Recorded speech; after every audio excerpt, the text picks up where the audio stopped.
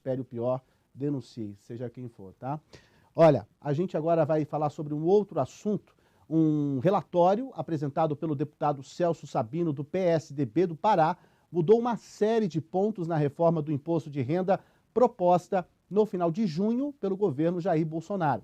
Segundo o relator, as mudanças podem significar uma redução de 57 bilhões de reais na arrecadação de impostos de renda em até 2 anos. E para falar sobre isso, a gente vai conversar com o deputado Celso Sabino, que é o autor do relatório, e também com o repórter do UOL, Antônio Timóteo. Já tenho a presença dos dois aqui. Muito obrigado pela participação. Então, eu quero perguntar, então, já de cara para você, então, Alessandro, como que você propôs, né, deputado, esse relatório, dizendo que vai aí ajudar muitas empresas, mais de 1 milhão de empresas vão ser beneficiadas, mas por que então não propor faixas, então, tributárias para ajudar, né, para não atingir os ricos, mas propor uma nova avaliação dos ricos em relação ao tributo, né?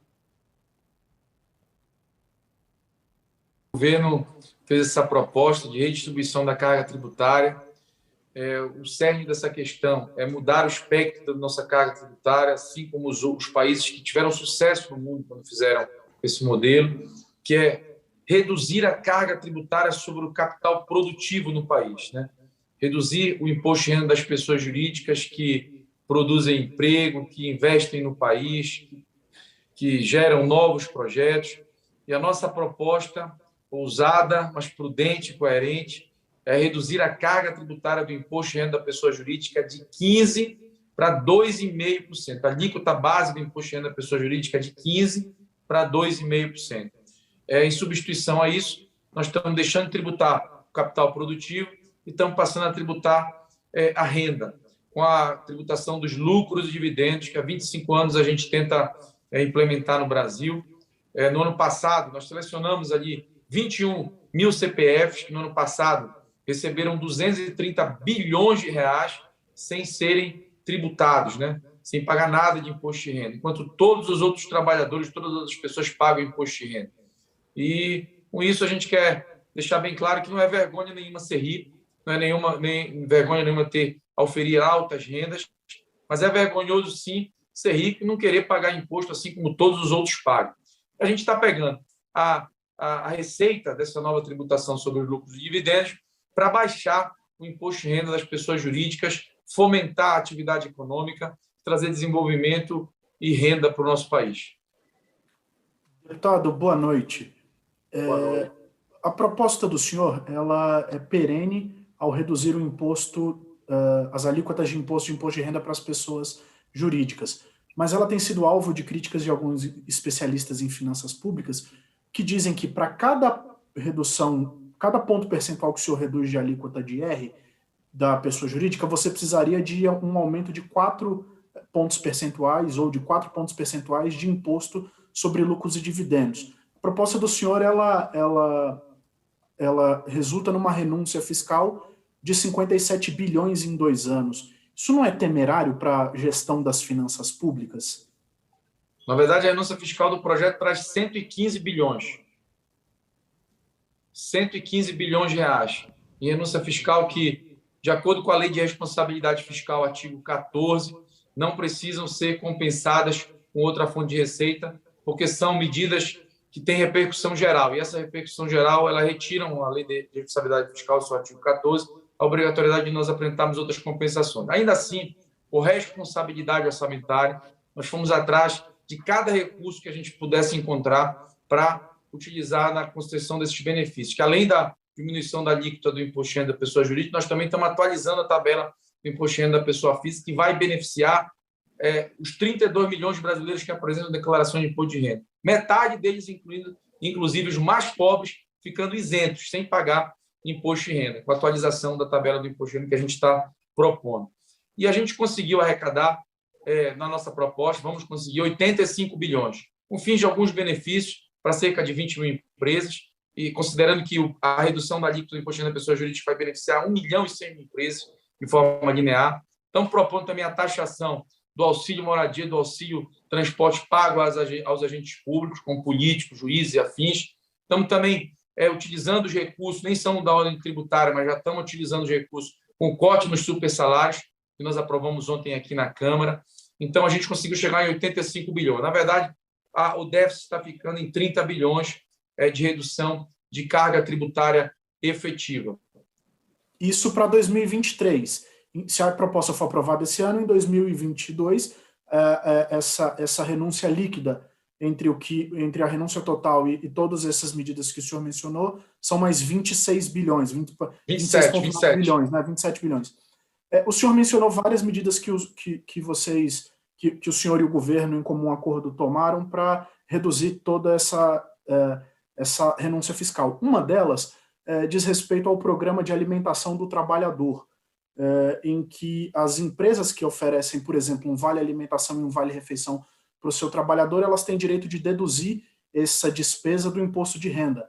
Segundo o Ministério da Economia, essa medida beneficia 280 mil empresas e 22 milhões de trabalhadores. Eu ouvi alguns especialistas que me disseram que essa medida pode desencorajar os empregadores de oferecer esse benefício do vale-alimentação e do vale-refeição. O senhor não acha que isso é preocupante? Como é que o senhor avalia esse eventual impacto?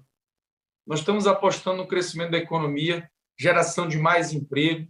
A gente está confiante que aquela pessoa que está hoje desempregada vai poder ter oportunidade de emprego com a implementação de novos projetos para a construção de nova malha logística no país. Além disso, falando especificamente sobre o PAC, o Programa de Alimentação do Trabalhador, na verdade, ele tem dois benefícios, né? O valor pago pela empresa a título de vale-alimentação, vale-refeição, ele é abatido, ele é deduzido no apurado dele para o cálculo do seu lucro, que será tributado. Então, ele reduz a base de cálculo para o imposto de renda. E o segundo benefício é que o valor que é pago é aplicado a alíquota do imposto de renda nele, hoje 25%, e esse valor desse resultado ele é abatido diretamente no imposto devido. Então, a gente está tirando esse segundo benefício. O primeiro permanece. Tá, já existe uma previsão... Perdão, Antônio, pode fazer sua pergunta. Não, pode, por favor, Igor. Eu queria saber do deputado se já há uma previsão para que esse tema seja votado no plenário da Câmara. A gente está amadurecendo a ideia, né? O mercado recebeu muito bem o nosso relatório. Para você ter uma ideia, ontem as bolsas do mundo todo despencaram, caiu Nova York e os Estados Unidos uma forte instabilidade, maior mercado do nosso continente com muitas incertezas, caiu a Nasdaq, caiu a Inglaterra e a Ibovespa disparou, bateu 128 mil pontos na contramão de todas as outras bolsas do mundo e, segundo o próprio UOL, Infomoney e outros veículos aí da área financeira, divulgaram que foi a leitura que fizeram do relatório que nós apresentamos ontem. Então, isso mostra o quanto esse benefício de atualização da tabela do imposto de renda, beneficiando as pessoas físicas de uma forma geral, redução da alíquota do imposto de renda da pessoa jurídica de 15% para 2,5%, beneficiando 1 milhão e 100 mil empresas, desonerando o capital produtivo, contribuindo para a indústria, contribuindo para a construção civil, contribuindo para prestadores de serviço, contribuindo para 1 milhão e 100 mil empresas. Isso vai fazer com que haja uma injeção de ânimo na nossa economia, isso vai promover novos negócios, novos projetos, mais emprego e mais renda. Timóteo? Deputado, o senhor nos ouve? Essa alíquota base de 2,5% de imposto de renda da pessoa jurídica vai promover que o Brasil seja inserido em uma outra fase, em um outro patamar da economia mundial. Tenho certeza disso. Mas o senhor, isso deve ser votado em agosto, deputado, na Câmara? Como é que estão esses acordos, esses debates? A maturação dessa ideia está acontecendo. Ontem, na apresentação para os líderes, foi muito bem recebida. Os líderes assimilaram muito bem esse novo texto que nós apresentamos. O mercado reagiu muito bem. Já o meio que estava antes criticando, queria que a gente discutisse melhor e prorrogasse a discussão e a votação. Já que agora que vote mais cedo, a gente está aí chegando num momento adequado de maturidade, de discernimento do assunto, para que ele possa entrar em votação. Deputado, mais uma pergunta. Posso fazer uma última pergunta, Igor? Claro. Deputado, o presidente da FEBRABAN tem falado publicamente da necessidade de isonomia na tributação de instituições financeiras, tanto os grandes bancos quanto às fintechs. A proposta do senhor, no que diz respeito à CSLL, ela tributa os bancos em 20% e as fintechs em 15%. Ele tem dito que há necessidade de isonomia. O senhor concorda com esse ponto de vista ou não? As fintechs precisam ter uma tributação diferenciada? A contribuição social sobre o lucro líquido, nós não estamos mexendo na alíquota dela no nosso projeto. Ela tem uma vinculação da sua receita com a nossa questão social, com a nossa previdência social. Então, ela não tem, ela não está sendo abordada no nosso projeto. Bom, o assunto está muito interessante. Não... Pode fazer, Antônio. Não, então é isso. Então o senhor não pretende mexer nesse ponto?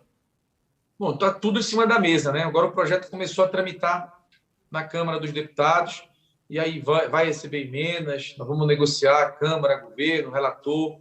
Eu estou aqui para organizar as ideias para a gente fazer realmente um projeto que possa elevar o país e promover mais desenvolvimento, mais renda, mais emprego. O maior programa de desenvolvimento social que pode ter o Brasil é emprego. E em relação aos especialistas aí em economia e finanças, o mercado já reagiu explodindo.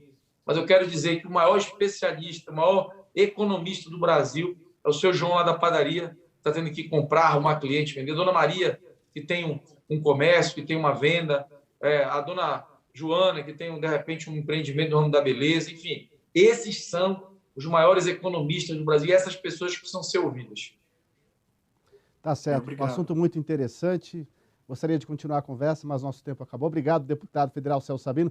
Obrigado, Antônio Timóteo. Seja sempre muito bem-vindo aqui ao UOL, tá bom? Boa noite a vocês. Obrigado, boa noite.